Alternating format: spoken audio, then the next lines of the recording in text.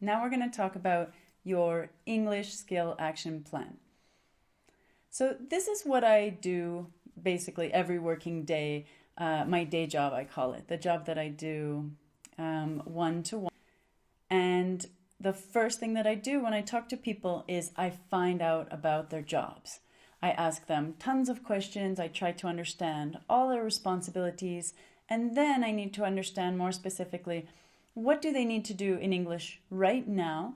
And what do they want to be able to do in English in the future, either in their current job or in other jobs that they aspire to attain? So that's what I do, and we can spend 10, 15 minutes talking about that to create a plan, or we can spend an hour.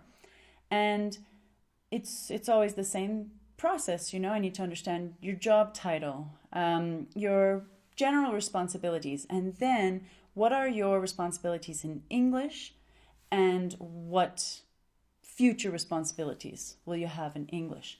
All of this is done to decide what you need to learn in English, right? For example, if I'm working with a project manager, let's say an IT project manager, he needs to get instructions from his boss.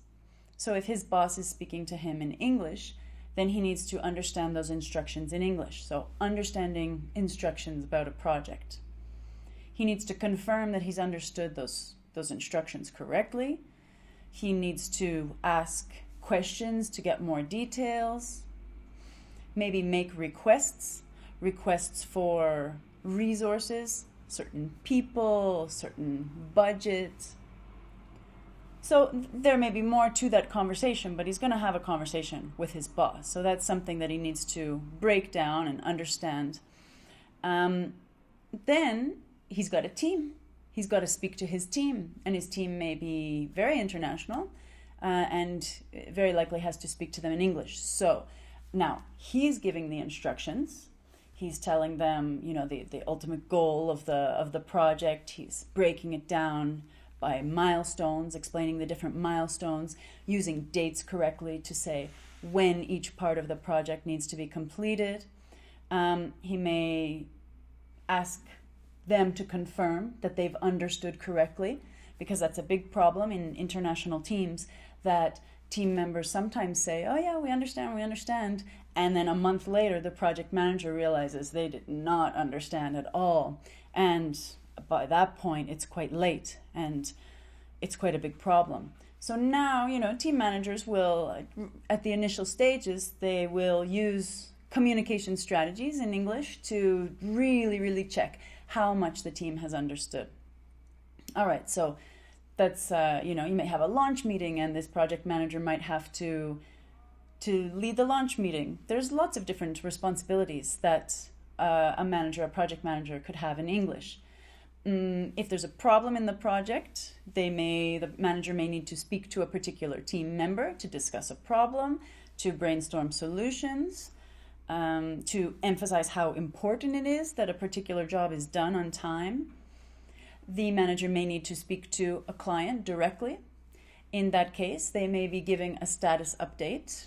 Everything's fine, everything's moving along just as we had planned, or we've run into some problems, and they may have to detail the problems, reassure the client that everything possible is being done to fix the problem, etc. So these are some of the skills that a project manager might identify and put onto their English skill action plan. The goal, this plan is going to be very different for every job, every industry, every person.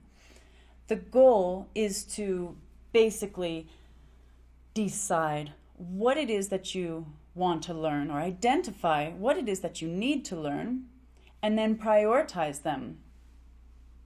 You do this because it's efficient. It's much more efficient than just studying everything. I want to learn everything. I want to be a master of English. I want to be totally bilingual. That's fine. That's an awesome goal, and I totally get it. But that doesn't help you from day to day. Day to day, you need something more concrete to make progress, and the satisfaction that you get from learning a particular skill and then applying it on the job as soon as possible, that feeling that, oh, this is working, I'm actually learning, I can do more in English than I thought I could, that's going to lead to more learning. That's going to keep you motivated and push you forward. So it's very important to take the time up front to think very carefully about what you need, to write it down, to have a plan, so that in the future, when you feel a little bit lost about English, you feel a little bit demoralized, you have something to come back to and say, okay, I said that I wanted to learn how to lead a meeting. I'm going to do that. And I'm going to lead a meeting. I'm going to ask my boss if I can run a meeting 2 months from now. And you follow the steps that are in this section. You'll learn some phrases in the next section about leading meetings, for example, and all of that will support you in learning what you need to know. But you're the one that really has to identify what are the skills that are useful to you, that are relevant, that are going to be interesting. And don't learn, for the most part, spend most of your time on those things that you have identified as priorities.